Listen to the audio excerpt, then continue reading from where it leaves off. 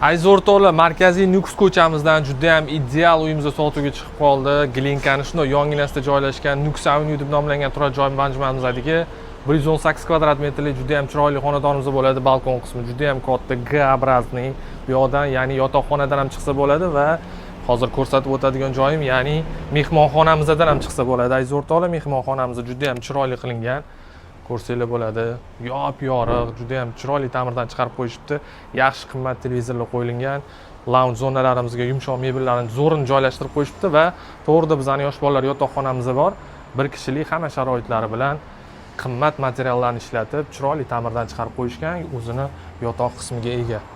Xo'p, yo'lak bo'ylab kelamiz aziz o'rtoqlar. Juda ham chiroyli yo'lagimiz bor. Ko'rsanglar bo'ladi. Patologlarimiz juda ham baland. O'ng qo'lda bizani master yotoqxonamiz juda ham chiroyli ta'mirdan chiqqan.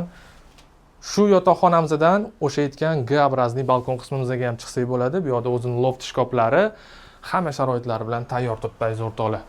Keyingi xonamizga o'tamiz.